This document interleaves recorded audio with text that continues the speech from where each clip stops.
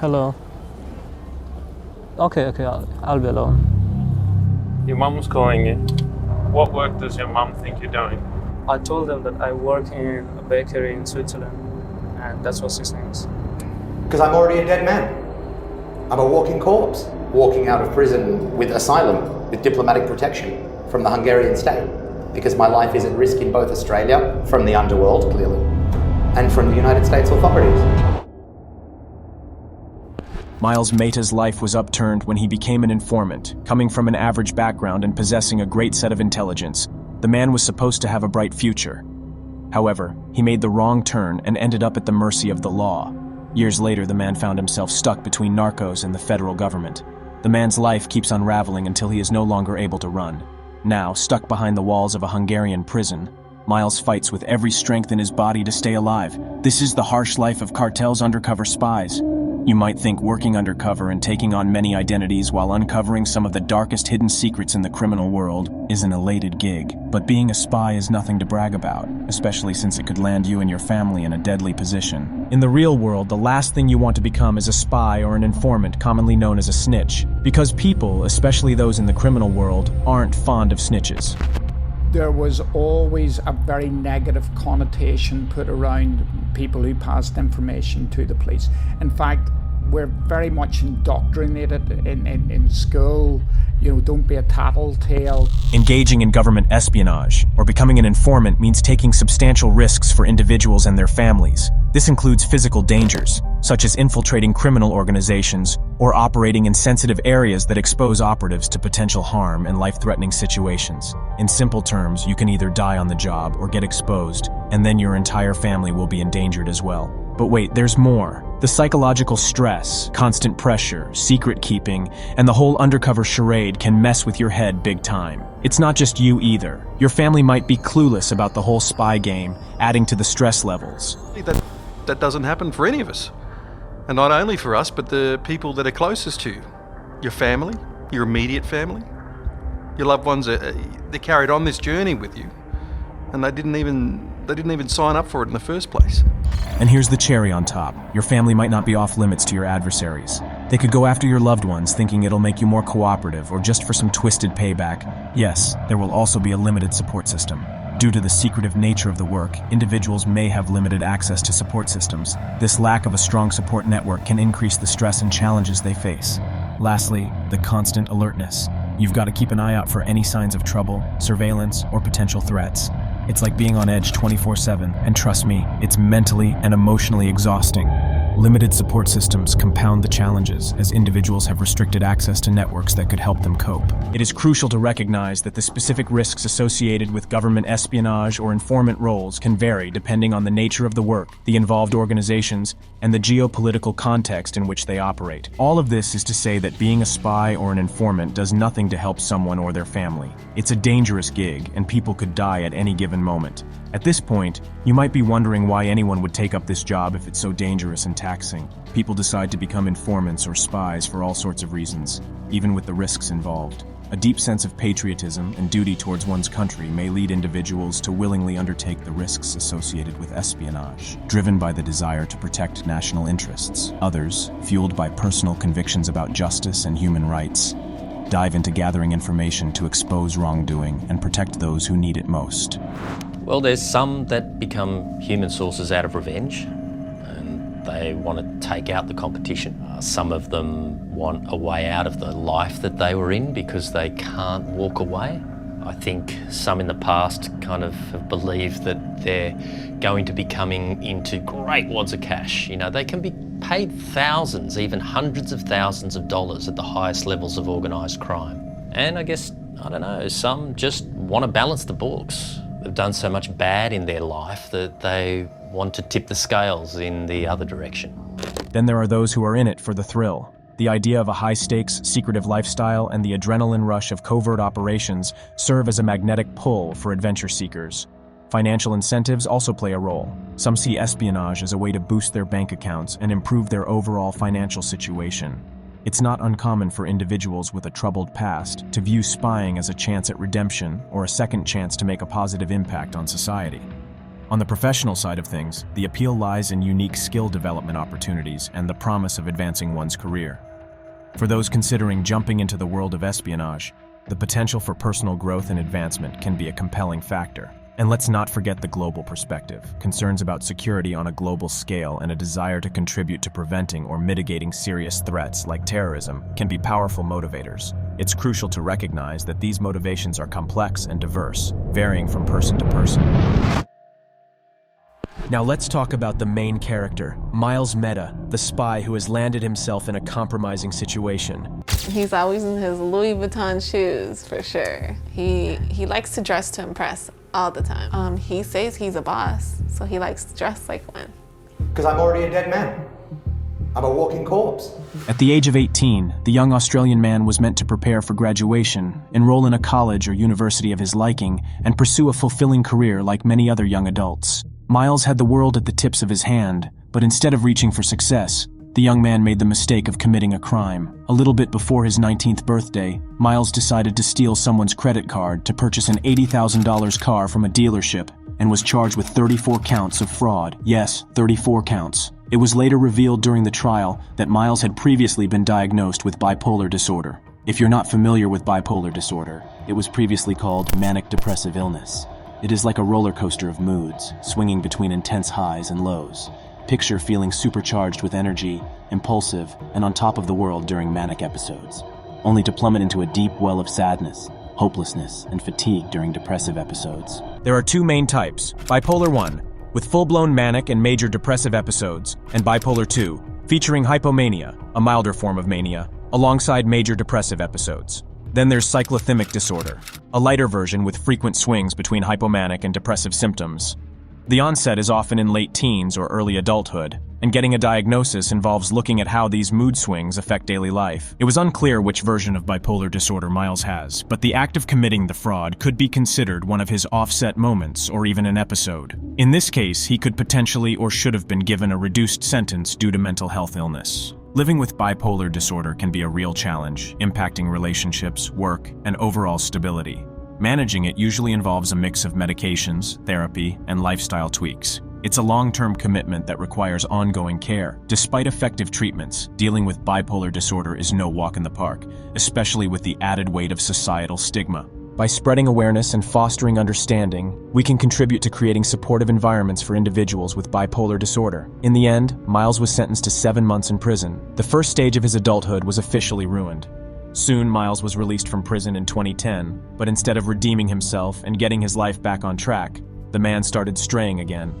He continued with his misfit lifestyle and ended up having more charges added to his name. Eventually, Miles had to flee the country to avoid being prosecuted again. Miles became a wanted man in Australia. There are tax fraud warrants, other fraud-related warrants, and I would be unsurprised if there are drug-related warrants. I cannot confirm or deny if they exist. Miles adopts various identities and engages in financial crimes, making a living on the edge of legality. His unique position as someone who is both criminally savvy and educated allows him to gain the respect of hardened criminals. The plot thickens when the Australian Criminal Intelligence Commission, ACIC, approaches Miles's mother, acknowledging his ties to criminal elements and proposing to bring him back to Australia. The ACIC, entrusted with gathering intelligence for law enforcement, sees in Miles a valuable source due to his connections with high-ranking figures in the criminal underworld. Initially hesitant, Miles agrees to cooperate with the ACIC, becoming a vital informant. His mission was to unravel the mysteries of Australia's narcotic trade and expose wanted figures who have fled overseas. Miles becomes instrumental in the ACIC's efforts to dismantle organized crime networks. Miles only accepted the offer because he was under the impression that the ACIC was going to help him return to Australia and back to his family. He was under the impression that if he helped them, they would return the favor. Miles was tired of running and being a fugitive. He wanted to be able to live a normal life again, and the ACIC needed a man from the inside. Therefore, this transaction will benefit both sides. At least it was supposed to. So Miles's life as a spy began. And he was good at his job too. He was what they called a human source. In the realm of espionage and intelligence gathering, a human source, often referred to as an asset, is an individual who provides information to intelligence agencies or organizations. This person plays a crucial role in collecting sensitive information, often firsthand, from within a target group, organization, or country. Human sources are distinct from technical intelligence methods such as surveillance technologies or intercepting communications, as they rely on personal relationships, trust, and human interactions. You've got to find a way to be a part of them. And the solution to the problem was the simplest and the oldest method, and that's it's just using human sources.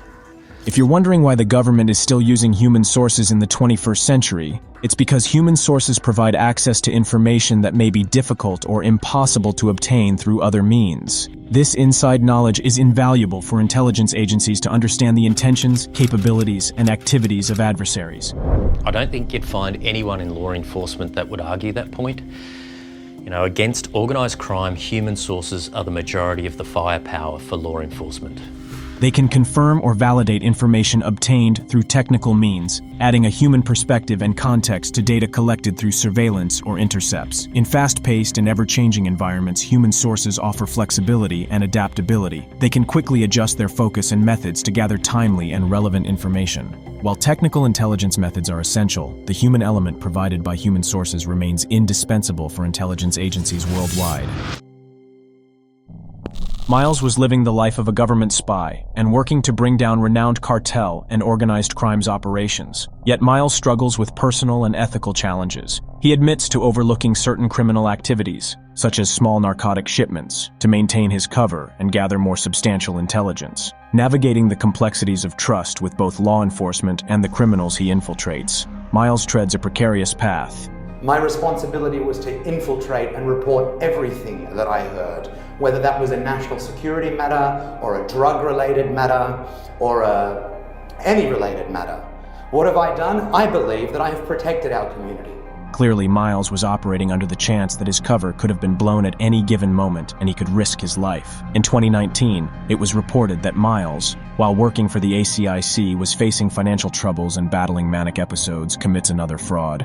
This time, he writes a check for a staggering $500,000 from an account with less than $6,000. He wasn't being paid a salary or a stipend by law enforcement, and he wrote it, no less, in purple highlighter.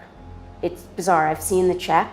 It wasn't written with a pen. It wasn't written with even a Sharpie, a marker. It was purple highlighter. On February 5th of 2020, we got the call that he was in custody. Can you imagine not being paid while working a highly dangerous job? Unfortunately, there's no undercover union to help Miles out with this problem. Keep in mind that during this time, Miles was still a fugitive on the run. He has not been cleared of any crimes yet. Therefore, it credited Miles' story that the ACIC continued to do business with him, even though they knew he was a wanted man, trying his best to escape U.S. law enforcement's. Evidence presented in Miles' phone proved that the ACIC knew the entire time that Miles was a man on the run, but instead of arresting him, they encouraged him to enter the U.S. border illegally, assuring him that they can get him out of trouble and back to Australia. From the messages, it could be interpreted that Miles' handler was leading him to believe that after he completed his mission, the 33-year-old would be protected from extradition to the U.S. There's low level, medium level, and high level of assistance. And they weigh up the risk that the source took and the benefit to the community, which can result in up to a discount of 50% in sentencing. The plot takes a darker turn when Miles received news on the cartel side that they were going to put out a hit on a DEA agent. It was a conflicting moment, but the undercover man decided to do the right thing and informed the ACIC of this action to save the agent's life. Keep in mind that Miles doesn't work for the DEA. Therefore, he had no obligation to leak this information because he could put himself in danger by revealing this knowledge, but Miles still chose to do the right thing. However, things backfired when the DEA agent found out about the hit order and decided to trace it back to the source. I mean, if you find out someone wants you dead, would it be wise to find and question them about it? No doubt they're going to ask the agent who told you this information. And yes, Miles's cover was blown because of this unthinkable action, and his life was endangered. The 33-year-old man couldn't fathom the fact that the people he was risking his life for would deliberately put his life in danger. Driven by anger, Miles confronted his handler, and they couldn't be bothered to make excuses for their actions. Turns out this is a common practice within the DEA. The organization held no regards for their informants and spies and would often place them in compromising situations. Law enforcement, when it comes to managing human sources in the United States of America, is 20 years behind Australia. A source has utility. I will use that person, and then when I'm finished using them, I'll move on and get another one. The knowledge of this practice had Miles question everything he ever done for the ACIC. Their promise of helping him return to Australia and not being caught up by the US federal authorities seemed really far-fetched now. So a source we've spoken to alleges that his handlers made him offers and then reneged or even perhaps fabricated the offers that were presented to him. What do you make of that?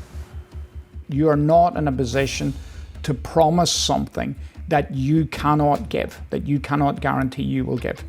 Certainly, the professionals that I work with would not be saying that. I'd be absolutely stunned if they would say that. Still, this part of the story remained undisclosed by the ACIC and DEA agency. There was a DEA agent who confirmed the story of a cartel placing a hit on his life, but he denied being involved with Miles, uncovering his identity, or putting his life at risk. It's a classic case of he say, she say. Despite everything going in the wrong direction, the ACIC still decided to utilize Miles's service for almost another year before dropping him. And no, it's not like an end of a contract kind of deal. They send him a message, claiming they no longer needed his service and told him not to contact them ever again. They might as well have ghosted him like a teenage scorned lover. Of course, when the agency pulled the Disappearance Act on Miles, they ended up not fulfilling their side of the bargain. The promise to have Miles return to Australia and not having to serve time in the American prison was broken. The 33-year-old spy was left to fend for himself. Miles finds himself even in a more compromising situation than when his cover was blown by the DEA. The man was now running away from the government and Cartel. He became a walking dead man, whose life could only decline further down the food chain. See, at this point, the former spy doesn't have many options. He either gets caught by the US authorities, where he'll most likely lose his life within the prison system, or he will get killed in the streets by one of the cartels he betrayed. It's a death sentence both ways. You've forgotten about. Now, you're abandoned. You're abandoned by the government. You're abandoned by the people you work with. You're abandoned by the people you trusted. And my family is saying, you promised these things would happen. You know, I made promises based upon promises that had been made to me by so many people that I trusted. Eventually, after 3 years of being on the run and committing more fraudulent acts, Miles found himself being arrested once again. He found himself in the same position he was all those years ago. Miles was sentenced to 37 months behind bars in a Hungarian prison. The former spy fought tirelessly to not get extradited to the United States. His only wish now is to get deported back to his home in Australia, where he's willing to undergo all legal punishment. I'm not going to ever come out of this prison, and if I'm extradited to the United States, I'll be killed on arrival. I would like to be extradited or deported or whatever it may be to Australia. It is time for me to go before a court. It is time for me to pay for my crimes, whatever they may be. Why make these allegations on television? Why admit that I am a spy or was a spy against people that would kill me quicker than they would brew their morning espresso if it weren't true? Why? Why would I say I am willing to return to Australia now, when my sentence and exposure in Australia is maybe 30 years and my exposure in the United States is 37 months? Things come in full circle. Miles made his wishes from the beginning were to return home, which was the only reason why he agreed to become an informant. He was willing to do anything as long as he could have his freedom back, yet he couldn't be further away from a free man in the end. Prison was the one place where Miles never wanted to revisit, because it's where he was attacked mentally and sometimes physically. I believe that I made mistakes, significant mistakes when I was young, and that it was my opportunity to show law enforcement that I was prepared to repay my debt by placing my life at grave risk. Miles believes that if he hadn't screwed up and landed himself in legal trouble at 18, his life would have been different. This might be true, but it remains hypothetical. In the end, it's not about what ifs, but what has already happened. Miles might not deserve to be blacklisted by the ACIC or falsely led by his handler about his having his charges dropped in the United States. But it doesn't mean that he should be cleared of everything he's done. The man needs to be in witness protection or offered some means of security for all he's done for the people. It's repaying a debt, in my opinion. It was about proving to my mother, proving to my father, proving to the love of my life in London, who hasn't spoken to me for 4 years, that I'm not a bad person. That child that stole credit cards and ran around like a fool is not me. I wanted to convince just those few last people in my life that believed in me that there was something to believe in. However, Miles's fate remained unknown. It's not surprising that the ACIC and DEA chose to not give any insight and remain silent throughout this case. But thanks to the power of broadcasting and journalism, Miles's story was made popular. It is unknown what the US and Australian federal government will do with this information. I want the Australian government to know that we're cannon fodder, that they look for people like us, people that they can throw under the bus, people that they can discredit, people that they can just destroy at the click of their fingers. From what we can see, Miles led a questionable path, but he did what he needed to do to redeem himself. His story serves as a reminder that the world of informants and undercover spies isn't full of glory and adventure. It's a life or death situation, and people like Miles deserve the acknowledgement and appreciation. The most we can do for this man is share his story and ensure it is heard and recognized.